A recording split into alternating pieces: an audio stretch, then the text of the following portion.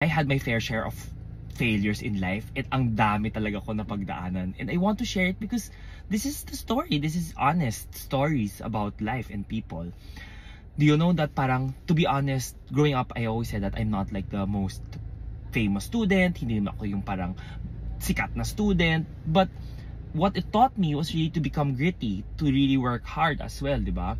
But one thing that medyo naging masamang trait ko back then was my work had to define who I am. If pangit yung work ko, meaning pangit ako or pangit yung output ko, hindi ako magandang tao, hindi ako magaling na tao.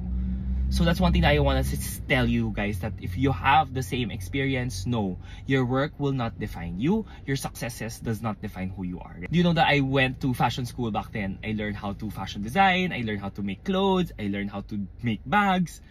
But along that way, learning all of those, na-realize ko na, oh my God, I'm the person who does not want to design clothes pala. And I think ang gusto ko was to wear clothes. I want to experience these clothes. And it's not really me just wanting to make clothes. Diba? Parang hindi pala yun yung passion ko. Diba? And alongside with that, I also tried to become a fashion stylist. Hindi ko pala gusto maging fashion stylist. I like to style my own self, hindi pala for other people. Diba? So, those are things that I've tried. And if I did not try it back then, hindi ko rin alam. I had my fair shares of failed businesses as well, diba? Na hindi pala siya nag-work out because apparently, we had to focus on things. Hindi pala pwede lahat yan sabay-sabay mong gustong gawin. You have to learn the ins and outs as well. That's why sabi ko nga, if you want to do a side hustle, you have to learn all of it. You have to get your hands dirty. You have to make sure that you're passionate about that business as well. Because passion will always show in whatever you do. And that will also be one of the drivers for a successful side hustle or a business as well. But along the way, all of the different failures that I've experienced, one thing is common is may natutunan ako. Life doesn't teach you, or that school does not teach you. It's only through life experiences will it teach you. Very similar like me, who is very experiential. Na gusto mo na experience mo lahat ng mga successes, lahat ng failures mo in life because it is the greatest teacher.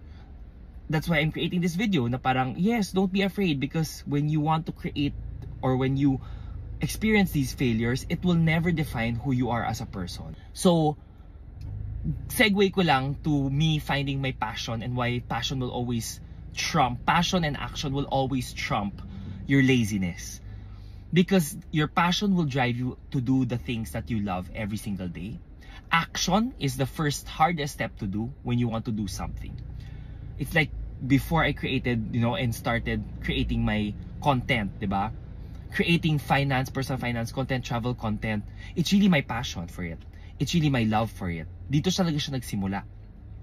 Imagine if I did not create that first content that I created, then wala kayo papanoorin right now. And I will not create this kind of content that makes me happy every single day, because it really sparks joy for me seeing na nagiging helpful yung mga content ko. And it's because of passion and because of the action that I started. That first post, and YouTube pa lang yun noon.